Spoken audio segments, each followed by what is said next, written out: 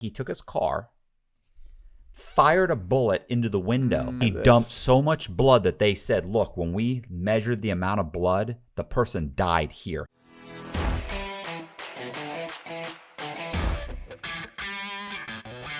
Hey, this is Matt Cox, and when I'm doing a podcast with John Boseak, we're going to be talking about how to properly fake your own death. You know, it's funny because, anyway, it ended up talking, it went from somebody wearing a sweatband to me making me think of Olivia Newton-John, to then me saying, did you know that Olivia Newton-John, her boyfriend of like 7 or 8 years, yeah, I didn't know any of this, faked his own death. Break that down for me. So Olivia Newton-John, we ought to watch that video.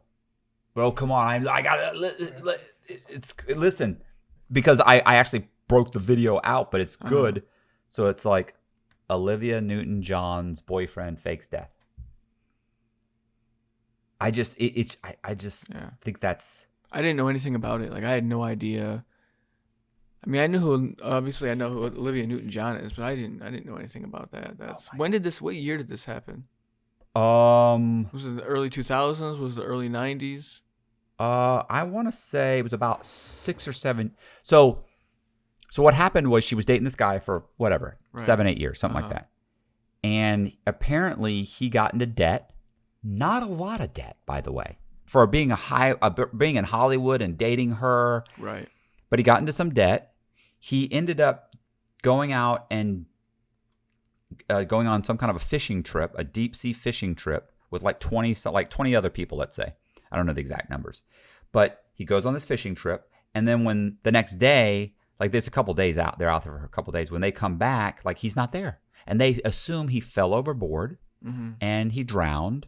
And so she was on set somewhere, and she reported it like 2-3 weeks later. She reported, hey, look, I can't get in touch with him. I don't know what's happening. He went on this trip when I was gone. He never came back. So she wasn't on the boat when it happened? No, she was there. So like, I want to say 10 years later, like I said, I could be off by a few years. 10 years later, they find him. Turns out he's living in Mexico. When you say they found him, was somebody looking for him? I don't know. I'm not sure. That's why I want to kind of watch this. But this one's, I'm trying to think of what I looked at before, what I was watching before that. What is history? Because I watched a newscast on it that was hilarious. That was talking about how they had just come across him. You know? Oh, here it is. This is it right here. Hi, my name is Juan Sanchez, and you know me from Matthew Cox podcast. I'm reaching out to you right now so you can go to his Patreon account and sponsor one of his 3 tiers he has. The first tier will give you a thank you text from him. The second tier will give you access to all of his videos, including the ones that I'm in, full length. Sorry. The third tier includes all of that, plus one of these wonderful collectible paintings. Listen, I know there is hungry children in Africa. I know there is people starving in South America. But we need to help Matthew Cox, his cause. Please support him, go to Patreon, and help him help me help you. Over 10 years ago, Olivia Newton-John's boyfriend vanished on a fishing trip in San Pedro, California. Now, investigators pronounced that he had drowned, and now recent evidence places the actress's ex in Mexico alive and well with a new girlfriend. Now, the former cameraman Patrick McDermott and the Australian star had been dating for 9 years when he vanished in June 2005 while on an overnight fishing trip off the coast of San Pedro, California. Now, Olivia Newton-John reported him missing 22 days after this. She was on a professional tour, which is why it took so long for her to report him missing.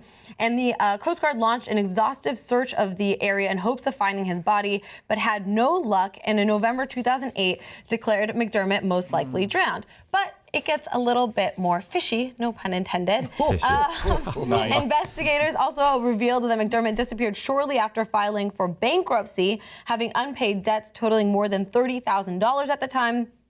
Among these debts was $8,000 in child support owed to his ex-wife Yvette Nupar, who is also an actress, for their son Chance. Right. Nothing. That's And nothing. the investigators also discovered that McDermott, who is of Korean descent, secured a second passport in his birth name Patrick Kim and withdrew life savings from 2 bank accounts just before vanishing. Now, 2 months after investigators pronounced him drowned, they revealed that McDermott had faked his own disappearance and was alive and well in Mexico. But at the time, that was just a rumor. Now, in 2009, a private investigator in Texas, Philip Klein, delved into the issue further. And just a few weeks after he started his investigation, he got a letter from McDermott's lawyer that said he didn't fake anything. He just wanted to get away from the drama. And so they were able to place him in a remote town in Mexico. It's called Sayulita, which is where I was on winter break. And oh my God, did you see him? Yeah, I found him. And the reason they were able to place him there was because this investigator noticed that there were IP addresses in this area that frequented a website that was created by investigators to track his whereabouts. What? So this guy is a massive piece of shit. Okay. So let's Nice. talk about the most Hold on. surprising parts of Okay. this story. So I'm gonna. First, his name is you, Patrick you little McDermott. twat. Let's just get Her? Yeah. This guy's a massive piece of shit. No, that was her that said that. That's what I'm saying. Fuck you, you fucking twat. Who, listen, if I want to up and vanish like a goddamn fart in the wind, I don't owe anybody any goddamn explanation. No, and that's true. Doesn't but make me a fucking giant piece of shit. well, whatever. I mean, what do you consider a giant piece of shit? You know, it's relative. Anyway, the point is that so they set up a website because they were looking for him. He's going to the website. Right. He but knows what they're was looking. the website? What was like? Well, How I'm in sure the it was fuck for the investigate. I'm sure, like if like, I punch in if you're nobody and you punch in your name, you can kind of keep track on people mentioning you on the internet, right? Like it would be almost impossible for you or me to do it because there's so much shit out there. Oh. But he knows they're looking for him. Here's what bothers me about this: you're not under indictment. Right. You're telling me you changed you faked your own, and he did fake his own death. You went out on a boat with 22 people. I mean, he left it up for assumption. He did, but he You know never what I mean? contacted. I'm not saying he's not allowed to. I'm not saying he didn't break the law doing it. Yeah. But to sit here and say that he didn't, like he didn't fake his own death. Wait, you set up a scenario where everyone would have thought you died. You faked your own death. Like don't treat me. I'm not an idiot. Like don't be stupid. Like you faked it. It's fine. And it's okay. You can do that. That's not illegal. Mm-hmm. But why would you do it for 30 grand, bro? It's 30 grand. Yeah. You're dating. Well, I mean, I'm sure it wasn't about the money. It's got to be something else. It wasn't about the money. He No. he wanted to get away. He didn't really feel like being in a relationship anymore. He didn't want to pay child support anymore. He didn't want to fucking deal with anything over here Well, anymore. he didn't have to And he just ran from his problems. And he's like, well, what's the quickest way I can get out of this situation? I mean, You know? that's an extreme way to get out of it. And plus, you got to go live in Mexico. I mean, I don't know if you've been to Mexico, but it ain't, even in the nice areas, it ain't that nice. I'm sure you could find a nice villa somewhere where it's not secluded. I mean, as long as you're Yeah. away from the major cities in Mexico. I think once you get outside a lot of those border towns and shit, it's a beautiful country. Yeah, I guess. So, hey, I have a question. So here's the other thing. Sure. You knew who Olivia Newton-John was. I did, yeah. But not everybody does. So Olivia Newton-John was in a movie called Grease. Mm-hmm. She was also in several movies, obviously. Another movie where there was a bank robbery, and it was actually a pretty cool movie. And then she was a singer, and she did a song called, oh God, what was it called? I don't know, but there was a video. Oh, here it is. It was called "Let's Get Physical." Yeah. And where she wore Let's get physical. So I'm gonna show Physical. who she is real quick. I'm gonna play this video. You gotta play this one, bro. Oh, Look, is this that's so? copyright violation. Yeah, but they'll beat it, right? You can beat the copyright, or does Colby do that? I hope you're enjoying the video. Wanted to let you guys know real quick that one of the ways I pay my bills is I do paintings. My paintings range anywhere from $800 to a couple thousand, but I also have smaller paintings that I sell for $295, and that includes shipping. And I've got Marilyn Monroe, Bubblegum Girl, Biggie Smalls. I've even got some Trumps. I'm gonna leave my information in the description box, and enjoy the rest of the video.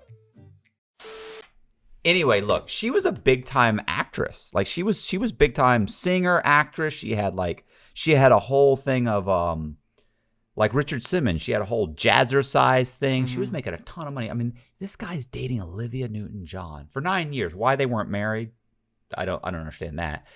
He was a good-looking guy for 30 grand. I mean, either after 9 years he just hated her guts or something. He wanted to get away. Like, I don't get it. But so the other thing I was gonna mention was, because that doesn't happen a lot. Okay. The other thing is, remember Marcus Schrinker? Striker, yeah, I remember him. Yeah, he was in. We were locked up in Coleman with him. Yeah, that guy was full of himself. Yeah, he was pathological liar. Just he was a piece of shit. Yeah, he was a real piece of work. Okay, he was. Yeah. And what he did was give a little background on Marcus Stryker. So I called him Stryker. Yeah, Stryker, because he was a because he told everybody he was a fighter pilot. Yeah. So which he wasn't. He was a pilot though. So what he did was he ran a wealth management fund, and he sold insurance products and constantly churned the product. So he would get you to give him $100,000 and he'd buy some insurance products. They're called index annuities. And he would get like maybe $5,000 or $6,000. A year later, you're like, oh, it's not performing very good. He'd then say, great, let's go ahead. You're right, it's horrible, but I know a better one. And he'd then have you cash out of that one and go put your money in another product. He'd make another $5,000 or $6,000 and you would lose money, but he would arrange it in such a way that you would think you didn't lose any money. You actually lost money because you had to stay in that product for like 5 years. And when you cashed out, you lost a chunk. So he did that. That was one of his scams. The other one was a Ponzi scheme. He had a bunch of clients who gave him money to invest in the euro, right? He had a euro fund where he was trading like Forex. But he wasn't trading anything. He was just spending the money on his own stuff. Well, eventually the Indiana Securities and Exchange Commission is going to indict him, and they come. His offices get raided. He does get raided, but prior to the indictment, he knew it was coming after the raid, so he decides to fake his own death. Now he went to the extreme. He takes his airplane up, calls in a distress signal because he was a pilot. Right, jumps out of the airplane. Right. Had a private. He was a private. He had a license. Yeah. He had a private airplane. He had actually like 3 of them. He was also a stunt pilot. He takes his Piper Meridian up, goes up 30,000 feet, and calls in a distress signal. Says that he's hit high turbulence, a massive amount of turbulence, and that his windshield is cracking. Then he says it implodes. He says, I'm bleeding, and he then jumps out of the plane. He expected that the plane was going to go out over the Gulf. It didn't. No, because he opened the door. There was so much drag as a result of opening the door. The fuel went down. The fuel didn't have enough fuel to make burned it off to the fuel. ocean. Yeah, burned off the fuel. Only a few miles. Yeah. So it didn't make the ocean because he figured it'll hit the water. Then the windshield will get blown out. If they find the plane at all, they'll think he washed away, and they just can't find his body, and that happens. So. Didn't he have a bunch of gold strapped to him? He said he had. Like, there's so much stuff that he said that there's no proof. Has he said it? He said it over and over and over again. I have newspaper reports and everything else where he said it over and over again, but I've never seen any gold or heard anybody other than him talk about it. But yeah, you're right. He said he jumped out with a bunch of gold, and that it got lost in the river where he landed, DB supposedly. Cooper. Yeah, exactly. Very, very, very DB Cooper. Yeah. Which is funny because a lot of people probably don't even know who DB Cooper is. That was a great one. Yeah. But so Schrinker gets caught 3 days, I think 2 or 3 days after he jumps out of the plane. A couple days later, he gets caught by the police, and U.S. Marshals track him down. They track him down. He gets arrested, and then he ends up going to jail where I met him, and I wrote a book on him called Bailout. Yeah. But so that whole conversation ended up sparking a conversation where I had asked you. I was like, well, first I said, like, if you were going to fake your own death, how would you do it? And you said, first thing you said was, well, it's impossible for me. It's impossible for me to fake my own death. Unless there was no body found. Yeah, because you're extremely recognizable. Right. Yeah, I think even if my body was burned, they would still be able to tell if the tattoos were where they were supposed to be. Yeah. Well, it depends on how badly burned. Yeah. I mean, if it was ash, obviously not just ash and bones, but I read a book called it was by John Grisham. Obviously, it was a fiction book. And the guy's name was main character was named Patrick Lanigan, and he was a lawyer, and he fakes his own death. And it's funny because what he does is he ends up befriending. He stumbles across this guy, an older guy's in his 70s or something. He was a witness in an accident that Lanigan had tried in court, and he stumbled across him and realized that he had a family, but nobody talked to him, nobody cared about him. He was living in a cabin in the middle of nowhere, and so Lanigan just kind of spent time with him. He'd go see him every couple of weeks. He'd make sure he was okay. And then one day he died. So Lanigan took his body and stuck it in a refrigerator, and then waited and planned his own death. And he took his body. First, Lanigan puts on a helmet and he drives his car off of this, he's in the mountains or something, drives it off, which is pretty dangerous, but he survives. He then douses it in gasoline, of course, and then he puts the body in there, and then he lights it on fire. So the guy's burnt to a crisp. They can't find almost anything. Right. So they assume it's Lanigan. It's his car. He had just gotten gas in his car, filled up with gas, and the attendant at the gas station saw him leave, and 2 miles down the road, he goes off, and there's a fiery explosion, and by the time they show up in the mountain, they find his body is charred, and they think it's him. Well, he really escapes.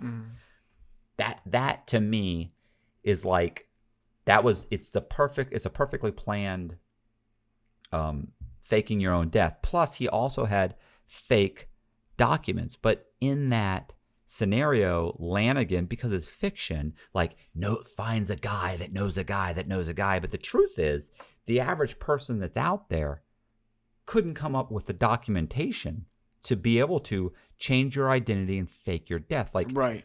Like what I'm saying was, if it was me, I can get a fake passport.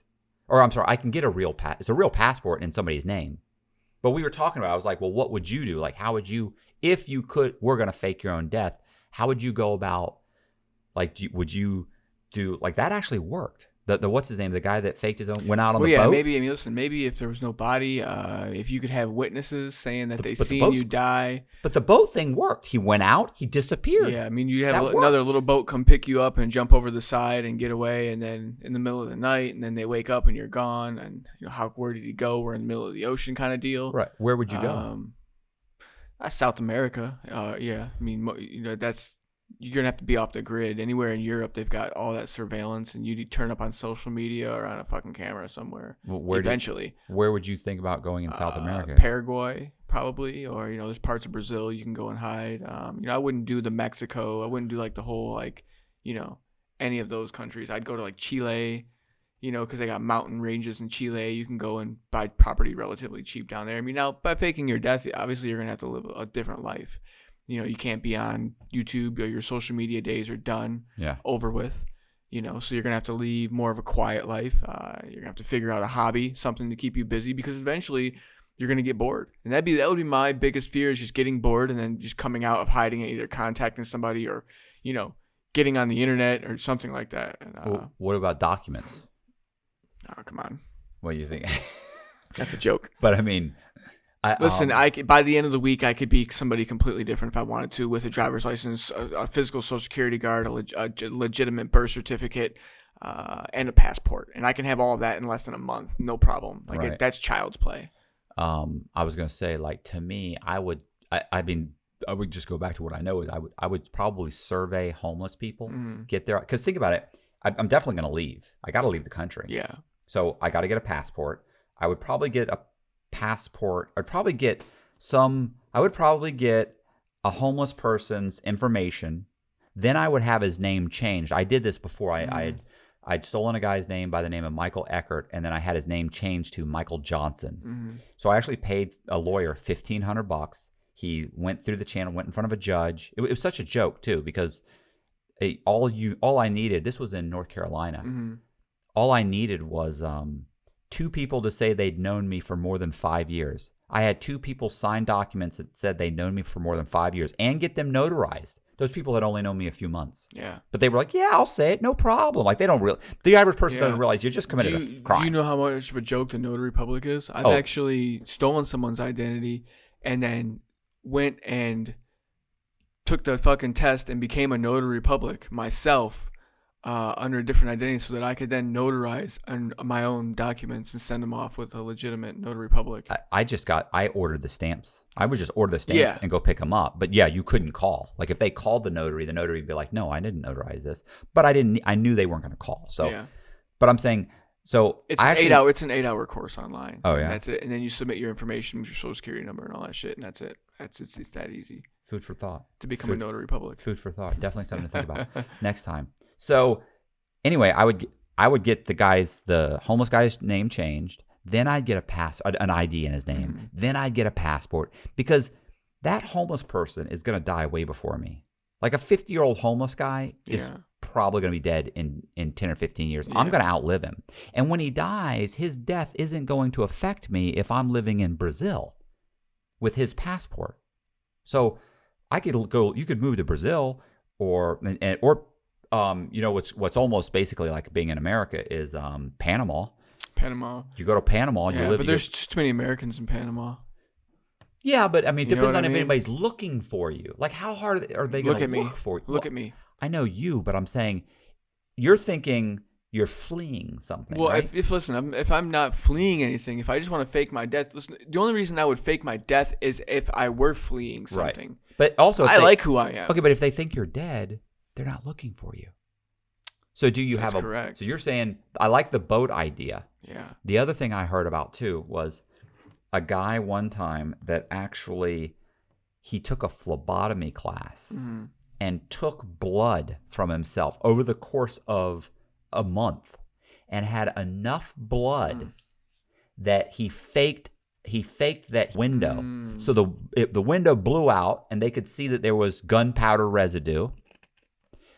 There was a shell casing. I would have shot the car up completely, not just one shot. Well, whatever he did, he shot once or twice. I don't remember.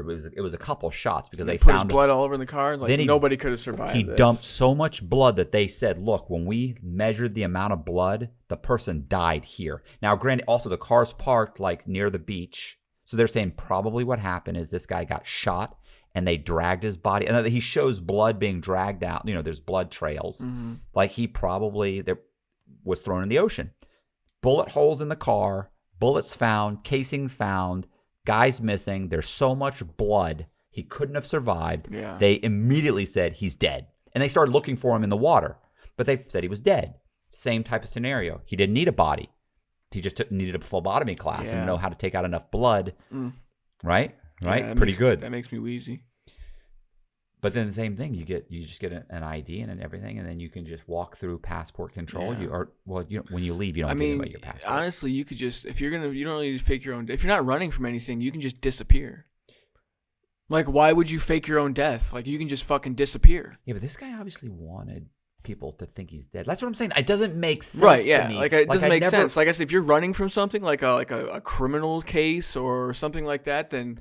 Yeah, he's fine. In debt, $30,000 in debt. That's nothing. That's nothing. Yeah. I mean, why won't you just disappear? You can walk away from anything and disappear. I don't have to call this person ever again. I don't have to let these people know ever again where I'm at. Like, I can just walk away, and I can move to a different country and use a different name, and nobody ever has to know where I'm at. Right. That's what his lawyer said. You can do all of that without faking your death. Right. That's what I'm saying. It doesn't make sense. He obviously. Yeah.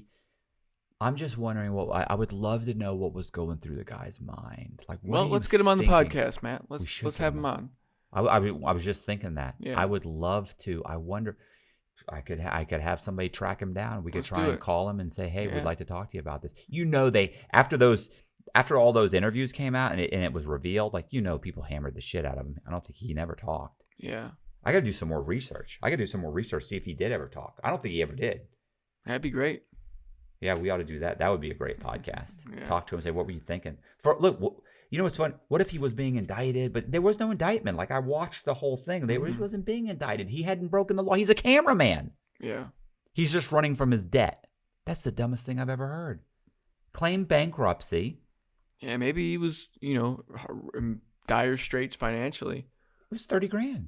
But didn't he say he took out a life savings or something like that? They said he took out his life savings, but out of 2 different bank accounts. Well, that could have been $5,000 or $10,000. Could have been hundreds of thousands. Yeah. But his total debt, he was in the middle of claiming bankruptcy, was $30,000.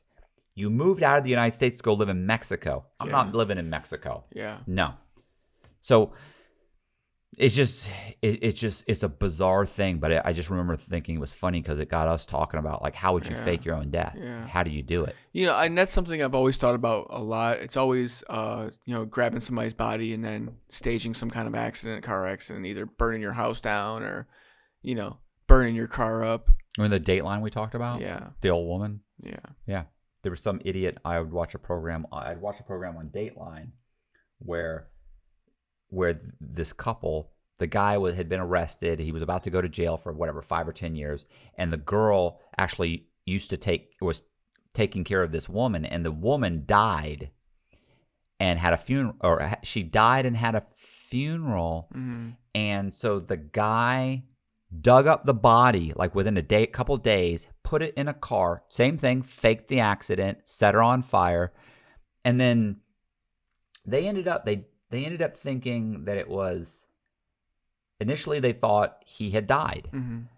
But then people started seeing him around town, like he dyed his hair, and it was just stupid. Like he thought he was wearing disguises, like he grew out like a beard and dyed his hair blonde. Well, people were recognizing him. Yeah. Somebody called the cops. The cops called the coroner. Are you sure it's him?